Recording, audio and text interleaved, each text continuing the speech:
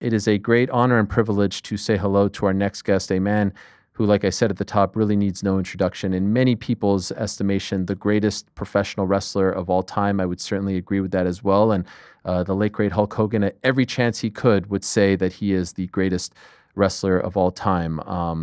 What can you say about the inimitable, the limousine riding, jet plane flying, kiss stealing, wheeling dealing, one of a gun, one son of a gun, one of a kind, the one and only Ric Flair, kind enough to join us right here and now on the program. Hey, It's a great Ariel, honor how are you? to have him join us. Hello, Rick. It's so great to How have are you you? here. I'm doing great. Oh, Yourself? thank you. I'm honored. Thank you.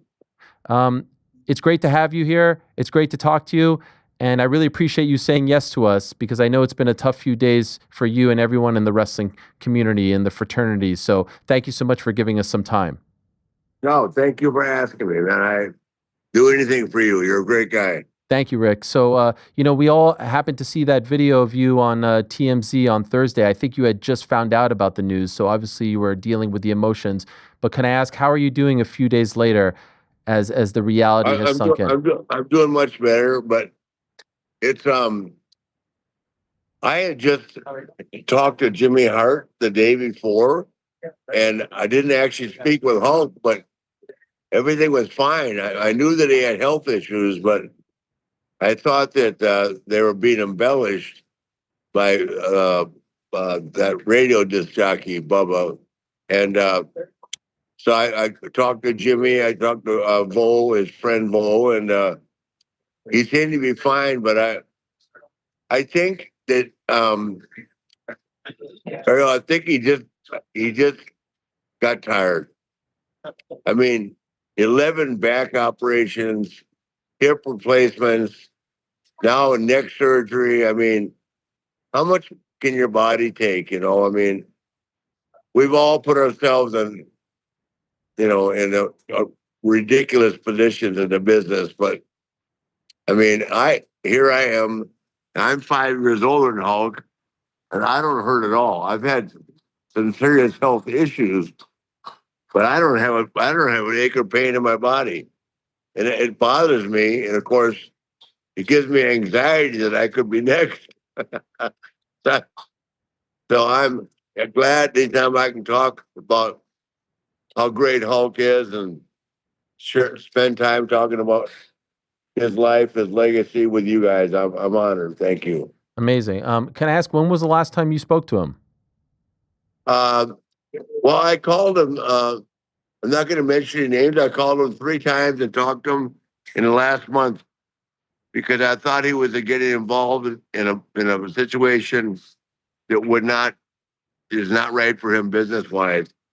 Because I knew who he was getting in business with, and for once he didn't heed my warning, and then he got hit with that $10 million lawsuit. I mean, that's a lot, But the one thing about Hulk, he's always been represented as smarter than anybody in the business, and that is not to be denied. He's been a tremendous businessman, but this guy that jerked him around this time, sometimes you just want to believe so much, and then you try so hard, and he's such a giving guy. I mean, I know people don't realize Hogan was doing Make-A-Wish before Make-A-Wish was Make-A-Wish. Does that make sense? Mm-hmm.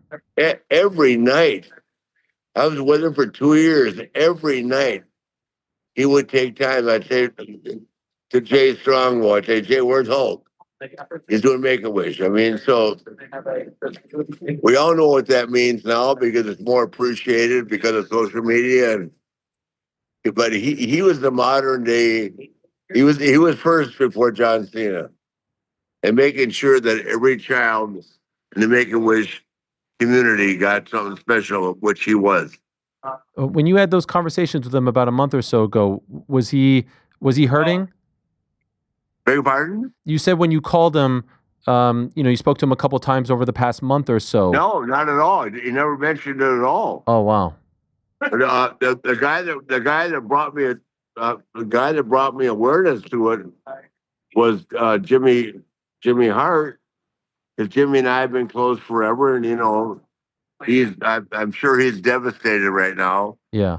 But I literally talked to Jimmy the day before he passed, and he said Hulk was fine, and then the next day we all got the news. We all know about your time in WWF when you came over 91, 92 and worked with him. Prior to that, were there any other interactions? Were there like matches that we don't know about in a territory, or when you worked with him in WWF, was that the first time you ever worked with him? Yes, I knew him when he came into business.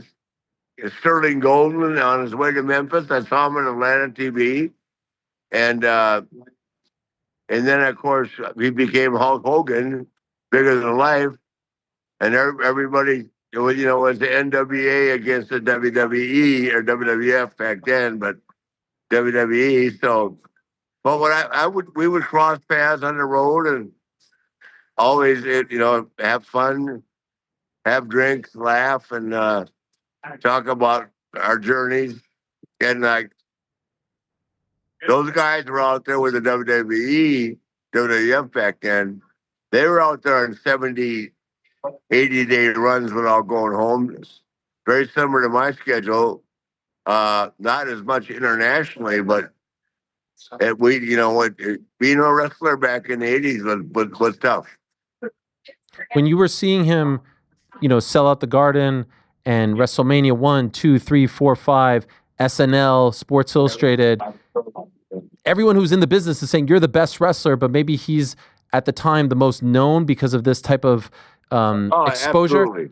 How would you describe how you felt about him? I have no problem giving that up. He is, there's a discussion that I would have with anybody. The two biggest stars, and Hulk came first, but Steve came second, were Hulk Hogan and Steve Austin. And right now, we're talking about Hulk Hogan. So the biggest star in the business is Hulk Hogan.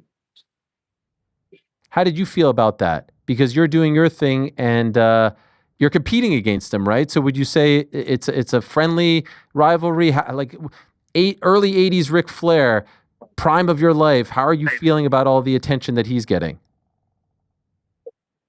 I'm happy for him. But I took so much pride in being the NWA champion because that was a special deal. I mean, I never made a mistake of knocking the WWE, and that's why I've always had a good relationship with Vince and all that. A lot of guys did, but I wasn't jealous of Hulk at all because I was the NWA world champion, and at one time the NWA was. We're talking Buddy Rogers, Lou Thez, Gene Kiniski, Dory Funk Jr., Terry Funk, Harley Race. I mean, that's a very select crew of people. And Ric Flair was right there in the middle of it. Before coming in 91, was there ever an opportunity for you to come earlier to WWF? Yeah. They wanted me to come. Vince wanted me to come starting in 86. Oh, wow. But I was so close. I was so close to the Four Horsemen, and we were settling out everywhere and having a great time, and very loyal to my friends. And the first time he wanted me to come in was to wrestle Savage at SummerSlam in '86, and I just couldn't get myself to leave. I just, when you live with, literally travel with people every day, and you become attached to your lifestyle and the enjoyment of working. For me, the only time I was ever miserable was because of promoters, not because of the guys I was wrestling. And everybody said I was getting too old or I was getting too slow or the bullshit. I lived it. You've heard about it. From Jim Hurt and Bischoff did everything in the world to try to kill me, but we all know that. That's I don't dwell on it anymore. I'm not even mad about it. It just was what my life was. And when I got back, every time I was around Vince and Hunter and Sean and Taker and that, they just renewed and helped me realize who I was. And as did Hulk. Hulk put me over all the time. Did he welcome you with open arms? Like when you came over in September of '91, what was the reception like You from know what him? he said to me? If you're really coming, I'll come up and see you. If you're bullshitting Vince again, I'm not coming. I said, I'm here. And I got the belt with me. Oh my God, that was incredible. There's a photo of you two facing off against each other, and according to the internet, they say it's right before your first match ever. This is you with the real World Heavyweight Championship, and there he Yep. is. I mean, and Bobby Heenan by your side. You also had Kurt Hennig with you as well. What were those early matches like? Finally, you two going toe to toe. Oh, they were absolutely phenomenal. Let me do something here. Oh, well, we'll get him back. I think he might have tried to end a call. Someone was calling him. What a treat this is. I hope you are all enjoying this as much as I am. Obviously, the topic is a sad one, but we were trying to celebrate and honor the life and legacy of one Hulk Hogan. And man, I mean, in the '80s, it was Hogan and Ric Flair. If you were a Northeast fan, it was Hulk Hogan. If you were a Southern fan, it was Ric Flair. Larger than life, the two of them. There we are. Oh, he's back. So you were saying, so I asked you those early first, like, do you even remember the first match? What it was like? You're in there, and this was like a dream match. It was the first match we had was in we did a West Coast tour, and I'm going to add some humor to this. Bobby was my manager, and we went to Oakland, L.A., Frisco, or Oakland, Frisco rather, L.A., Phoenix, and home on the Red Eye. And I love Bobby Heenan like no other, right? Yeah. Bobby said to me on the way home on the Red Eye from Phoenix, I hope that that you go bald and your hair grows back red. he walked in the office and he walked up to Vince's office and said, "You didn't tell me I was going to travel with Larry Flint." That's incredible. Was the chemistry there right away between you two? Oh yeah, I said I can do anything you want me to do, but back then, and it's really hard to explain to fans. It was really tough to stay on top because everybody would stab you in the back, go to the promoter. I mean, everybody, and he just.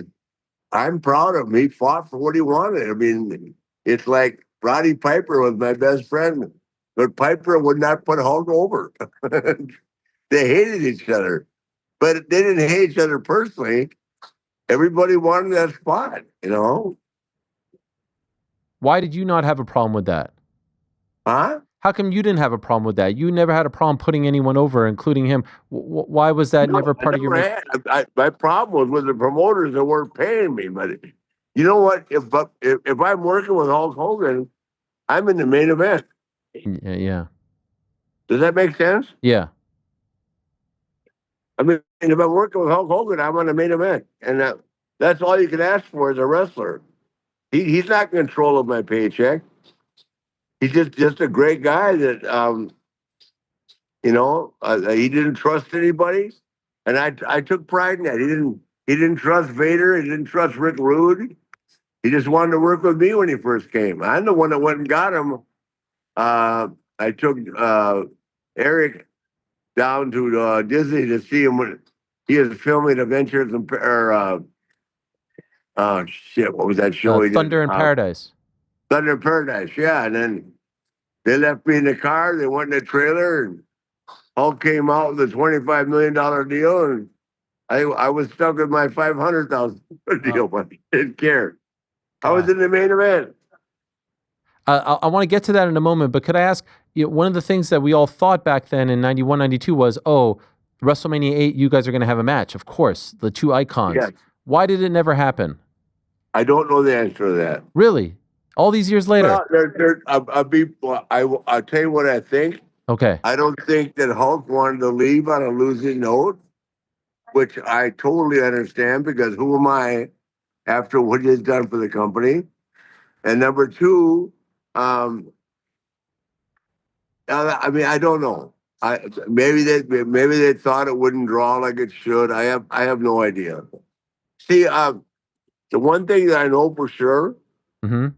is that I never ever can you guys see me okay? Yeah, we see you just fine. Perfect.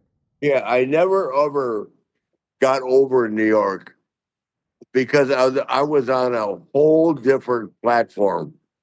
Does that make sense?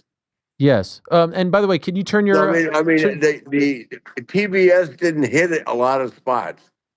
We drew big money everywhere, but I never, like Bruce Fisher said in my documentary, I never ever really got over in New York. Um, I don't think I ever sold out the Garden. Um, we sold out a lot of places, but I was never really only because of TV.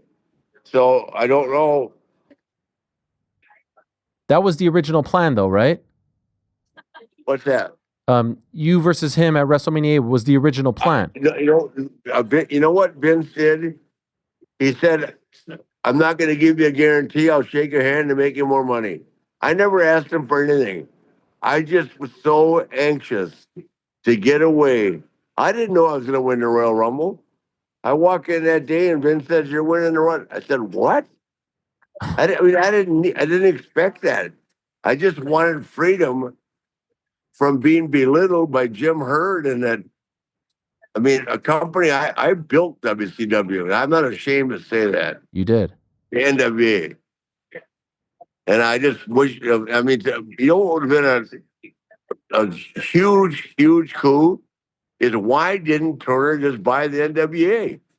Why change the name? Mm. We'd still be in business. Does that make sense? Yes. You know, so I don't Still, know. still to this day, the greatest post-match interview of all time. I say this with a With a tear. tear in my eye. That was real because they had beat me down so bad, Ariel, that I mean, it gave me anxiety. Wow. I started taking Xanax when I was there. Christ. How could they have done that? 1989, when Herd made me cut my hair, wanted to put a earring on me and call me Spartacus. Are you fucking kidding me? I mean, and then when I went back, the same thing. I just, Bischoff just out of sight, out of mind, did everything he could to kill me. Oh, and Vince Russo, oh my God. Right. Bury me in the desert. Let me see, shave my head. How many 16-time world champions that have had that done? Why did you leave WWF to go back after that experience? Why did you What's go? that? You left WWF to go back in the mid '90s. Why did you leave? Because Vince came to me and said, I'm going to go younger and you can start, be in the middle of the card or go back. Watch wants you back. And then, of course, the day I got back, Watch got fired for the remark he made about Hank Aaron. And then there's Ole Anderson. And Ole Anderson said to me, what are you worth to us now after doing a loser leave town job for Kurt Hennig? And I said, I don't know. I walked over to his boss's office and said, tell Ole Anderson it's me or him. And they fired Ole. So, Wow. yeah. I mean, what a stupid thing to say. I've been on New York TV for a year. WCW has died. They can't draw flies. I mean, who knows? And so, and you just mentioned, so you're the one that tells Eric Bischoff you need to go get Hulk Hogan. It was your idea. He said, Hogan. I said, yeah. He said, can you introduce me? And I said, yeah, of course. So I took him down to Orlando. He was filming in Thunder in Paradise. And like I said, Eric walked in and it worked out well. And Hulk was always surrounding himself with very intelligent people like Peter Young and Henry Holmes and all that. They cut a hell of a deal. And then I just, all I wanted to do was work with him. He wouldn't work. He didn't. it's a compliment to me to didn't trust anybody else. So that's how I have to look at it, because I certainly wasn't getting paid a lot. In terms of being in the ring with him, how would you describe him as an opponent, as a dance partner? How would you describe Hulk? Oh God, we had great chemistry. It wasn't Ricky Steamboat chemistry, but I know how to make big guys look good. Yeah. I've always done that. I mean, not in the case of Bruiser Brody. It was just surviving with Brody, but with Hulk, I mean, with da. I mean, like, I didn't even give him a flying mare. So good. He loved that. When you And you know what? Yes. He wasn't shy about using the sword, which is something I live by every day. What do you mean? What do you mean by the sword? The blade. He got himself in a minute. Yes, yes. You two were two of the best because the bleach blonde hair would turn red instantly. Exactly. Dr. Flair. Yes. When you found out that he was turning heel and the NWO and all that, did you think it was going to be a good idea? Did you think it was going to work? Oh, and I knew it, because anything Hulk touched works. I mean, it is what it is. Hulk, you know, they used to call a guy, former wrestler and agent, Jay Strong will call him the Golden Goose, and anything that Hulk touched worked on. I mean, he was over that much. It's fascinating because his turn was compared to Cena's turn recently, but as it has come to be, we see there was a massive difference, right? Hogan really leaned in, and for whatever reason, the fans really bought him as the bad guy. With Cena, it's a lot different this time around. I don't think they're anywhere near the same, the two turns. Would you agree with that? I think that well, it's hard to measure the two, but I love the thing with John. But the thing about John is Ricky Steamboat. There's nothing bad about John. You know, some guys like Jack Briscoe and that, and Ricky Steamboat, and Sting, and all that, they just can't be a heel. And John, as great as he is, and all that, he's just not a bad guy because he's such a good guy. Does that make right? Yeah, yeah. Hulk could be a prick. But it's from all those years of battling for a spot. Yeah. You don't think Roddy Piper wouldn't? I mean, I know for a fact. I mean, everybody wanted Hulk's spot. But, hey, man, it's a testament to who he is that he was able to go through it. Is it true after your match against Vader, Starrcade 1993, that he called you up and said that was the best match? Is it what now? I had read that after your match against Vader, Starrcade 1993, that he called you up and said that was your best match ever. Yes. What did that mean to you? It meant a lot coming from him. But it's like I'm saying, we never had any differences. The differences were I was drug, sex, and rock and roll, and he was vitamins and milk.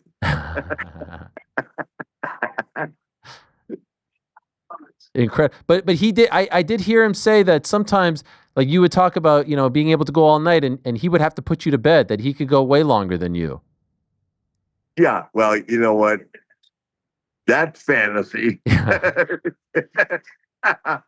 Come on, Ariel. Let's go out one night. I don't know. I know. I wouldn't last. I'm 76. I'm still ready to go. I know. I'm talking about you guys in your heyday. I heard him say in an interview that he would have to put you to bed, but sometimes you would say you were going to bed and do the old Irish goodbye. You would leave. You would go somewhere else. I've never done the Irish goodbye. Oh, you know, you say goodbye when it's time to leave. I'm not going to get into personal stories, but I never said goodbye. Okay, fair enough. Fair enough. Hey, I was one of the few guys that was allowed to entertain him. I understand. When you guys were in Let me WCW, just put it like this: I lost a Rolex watch hanging out with him one night. how so? How so? Yes. I hid it from the Hooter girls, but I still can't get it back. I still can't find it. Did you travel together when you were in WCW? Oh yeah, he would always say, "We do these double shots, right?" And he'd say, "Well, he'd have the plane and all that, the private plane," and I'd say, "You're not going to the second shot." He said, "Can't make that one, brother." That's his greatest line. His two greatest lines are to me, "I can't make that one, brother," and it's not who is the best worker. It's about who makes the most money. Yes. And so some would say, and I think the facts would back it up, he did make the most money, right? Oh, I'm sure of it. Yeah. He had a $24 million house 10 years ago. Now the house he just passed away in was 11 million. Wow. The most expensive home I've ever owned is 2 million. It's a vast difference. When's the last time you saw him? Hulk, Yeah. FaceTime 2 weeks ago. Oh, wow. And he was okay. Yeah, I were just trying to help him make the right decision on a financial deal, and because I didn't like the people he was in bed with, and it's one of the few times that he didn't listen to me, and I think that put a lot of pressure on him. He had a lot on his plate, not to mention the unbelievable amount of health issues he had. I mean, it's just insurmountable. And I think he just came home and laid down and said, I'm tired of all this. Because even no matter what happened, he remained the biggest star ever. Does that make sense? 100%. 100%. The Babe Ruth of pro wrestling in many people's estimation. You think they said Andre the Giant couldn't walk through an airport? Yeah. You think Hulk could with that bandana, man? But he took time to sign every autograph. Like I said, in the 90s, he was doing Make-A-Wish long before it got the recognition it has now. And he was a golden goose. And I told everybody, the two most over guys I've ever worked with, respectively, in Texas, Kerry Von Erich coming out the door to the Rocky music was unbelievable, okay? But with Hogan, it was every town. And the first time I worked with him in Chicago at the Rosemont, it was sold out. Big Show, that was the first time we met the Big Show. When he came out that door, man, I mean, I thought, holy shit. And I used to say to him, just sell your eyes and your nuts, man. Just go down on your knees. We don't need nothing big, no suplexes, nothing. And I mean, we just tore it down. That you did. I've also heard him say, and I believe you as well, when you were having your health issues in 2017, he was one of, if not the first people to. One. It was the second one there. Michael Hayes was first. Wow. And is it true? So I heard him tell a story on a podcast I was listening to, an old one today, where they pulled him and Jimmy Hart aside, the doctor, before the surgery, and said, you have a 5%, 2% chance of surviving. It's true, Dr. Elsie. And when you woke up, did you say to him, "Get me a 6-pack"? No, I said that to him before surgery. He said, "Flair, I'm here. Flair, Rick, I'm here. And I guess I said to him, I wouldn't remember. I need a 6-pack because one of the worst things about my surgery is what I was vibrating coming off. I would call it a lot of alcohol consumption as well as the other issues. And so you asked him for a 6. That's unbelievable. Always true to form. I probably did. And just to exemplify the kind of person that he was to you as a friend, and I hope you don't mind me mentioning this. No. I believe when your son was in rehab, he helped you out. I know my son was on life support. Okay. And his mother had never let him sign the contract with WWE because which were their insurance, even though he had the health issues that didn't allow him to participate. His mother didn't let him sign the contract, which would have covered all the rehabs. And he went to 6 rehabs at 40 grand a piece, and I had to pay cash for all of them. And he was on life support, and I walked out in the hallway, and I said, Hulk, I need 15 grand. He said, it'll be in your bank in 10 minutes. Wow. True story. Wow. And then he never asked for it back. Even when you tried, right? Even when you brought it up, he said, forget about it. I said, yeah. He said, brother, you know he is. He wanted to be good. He wanted me to come to his karaoke restaurant, and I went. And I mean, we had some great times. And we lived different lifestyles because he wasn't running around Sue like me. But there's a mutual respect and a mutual understanding of who we were, and I never was jealous of Hulk's success. I was pissed about my grade pay. Mm-hmm. That makes sense? Yes. But that he had nothing to do with that. He can't control that. I love this photo right here. I mean, this is my childhood. I mean, look at these legends here. That's what I said to him. I've been looking for you, big man. Incredible. And I so appreciate this. I'll let you go in a moment. But can I ask Rick, we're celebrating him here. When he passed, as you know, it was a complicated legacy at the end, and some people wanted to really harp on that. How do you think it's been fair, the coverage of him? Or are you upset about some of the things that are being said? No, I'll be honest with you. I knew you were going to ask me this question, or I hoped you would, because I kept track of it. If 128 people text me and not one negative word, you know what I mean? Everybody has their pitfalls when things happen, and we don't have control of. But whatever was going on that made somebody uncomfortable, it blew right by him.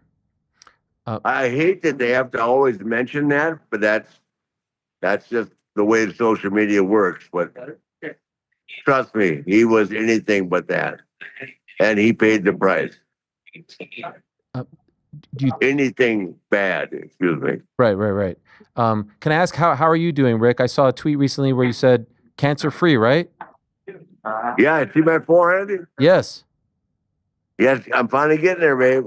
I love it. So no issues whatsoever. How are you feeling? How are you doing?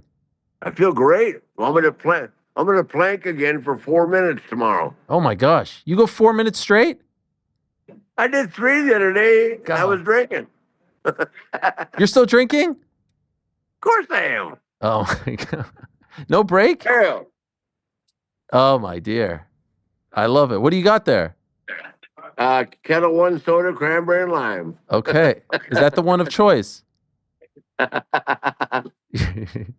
can still do 500 free squats any day of the week. Oh my gosh. That is and so the body's feeling good. You're feeling like that's it. I'm supposed to be dead. Angelo Mosca told me when I was 24, if I lived to be 30, I'd be overstaying my welcome. Well, 76 and going strong.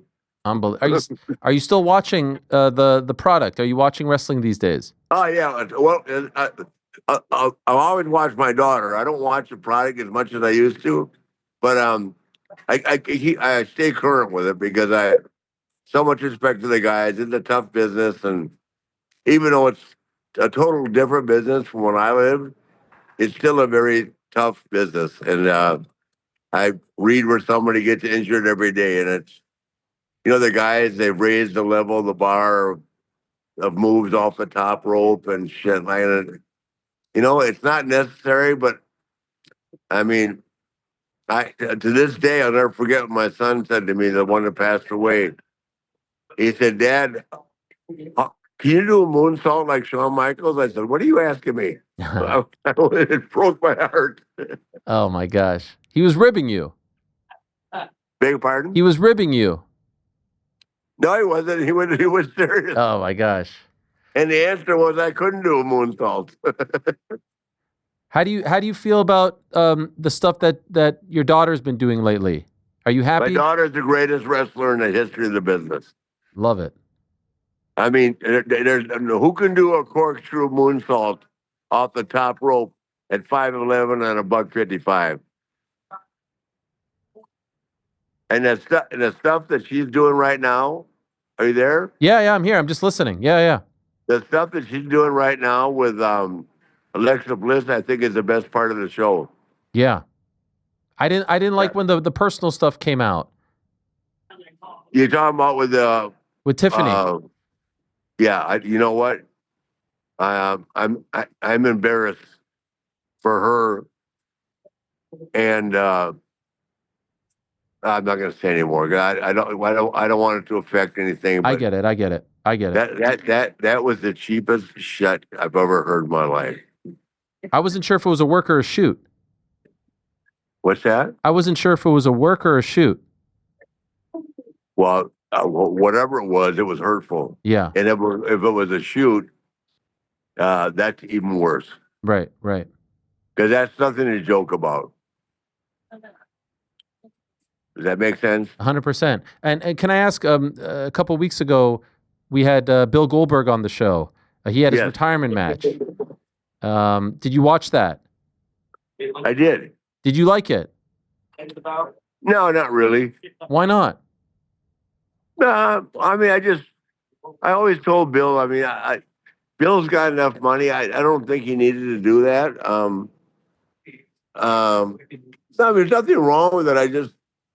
I hold Bill in a high esteem because you have no idea how much he's been ridiculed just from jealousy. You know what I mean? And I'm glad he had it. I know he wanted his son to see it. His son's playing football at Colorado and all that. I just hate to see anybody that when you can't give your best. You know what I mean? I was lucky with Sean. I mean, I was so far from being the best back then, but I had Shawn Michaels lead me. Does that make sense? Yes. So, and Sean carried me, trust me, because I was very insecure and worried about it. And then Sean made me a hero. So there's only a few special people in the world, you know what I mean? The Takers, the Seans, the HBKs, Triple H's. I mean, I could go down the list. Randy Orton's. I mean, there's a long list of great people. But Shawn Michaels gave me that match, and man, I didn't deserve it. I was in shape for it, but I was a cosmetic nightmare at 59. You know what I mean? So I'm lucky. Kevin Dunn calls it the greatest WrestleMania moment of all time. I'll take that. I love it. I'll ask you two last ones, and then I'll let you go and enjoy your day. And thank you so much for this. Really appreciate it, Rick. No, I'm honored. Thank you. It's a huge honor for us. An honor beyond words. If someone wanted to go and reminisce a bit about, Michael Jordan against LeBron James, Ric Flair against Hulk Hogan, what's the match that you would suggest they watch today to remember the dynamic that you two had? What was your favorite Hulk Hogan match? Oh, the one in Bash at the Beach, which financed Nitro. Yes. The one with Shaquille O'Neal with Sherry Martel. That was before he turned heel, right? Yeah. This is when he just got there. Yeah. So I guess we went to Orlando for Bash at the Beach and Sherry Martel. Yeah, we had we just, you know what? We never even talked about it. We just went out there and did our thing, Yeah, you also had in '94 Mr. T and Muhammad Ali involved in your Halloween Havoc match. Remember that? Yeah, I do. My retirement match, where after I lost, I was supposed to be out for a year. And of course, they called me back in a month. Yeah. Incredible. Good old Eric. Yes, those were the days. Do you know that according to our research, 6 of his last 9 matches were against you? You were involved in some way, shape, or form. Well, I'm thankful because I sure had fun doing it. How do you want? I told you the story. He used to throw me in. We'd always be the dark match after TV, right? And yeah.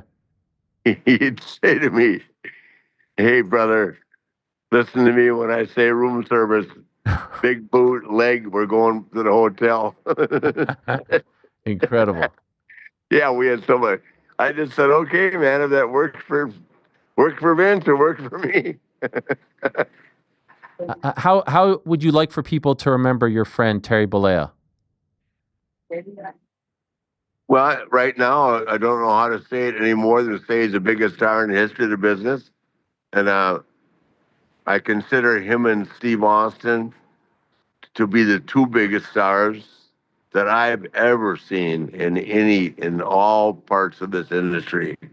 And you got to remember that I wrestled Buddy Rogers and Pat O'Connor and the Funks and Harley and the Briscoes. I mean, but if you look at Steve and what they drew and look at Hulk and what he did, different eras, but the two biggest of all time, and both equally generous. When I've had tough times, Austin called me and tried to cheer me up. And when um, Hulk, if I had tough times, Hulk was there too. So what more can you ask for than that? And how many people get that kind of support and that friendship from people that don't have to do anything?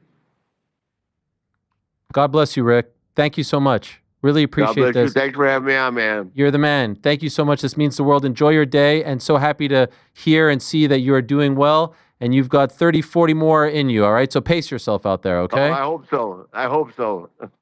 All the best, Rick. Thank you so much. Thank you, sir. Bye. There he is, the great Ric Flair, the one and only, the limousine riding, jet plane flying, kiss stealing, wheeling dealing, son of a gun. Oh, my God. Ric Flair. Ric freaking Flair. Nate, the nature boy. What a treat that was. What a treat. Thanks for watching this video. Before you go, if you haven't already, hit that subscribe button for us. Also, give us a thumbs up, leave a nice comment. These things go a long way. And while you're here, do check out the rest of the channel. We've got live shows and full interviews, clips, and a whole lot more. We're doing big things here, and we appreciate your support very much.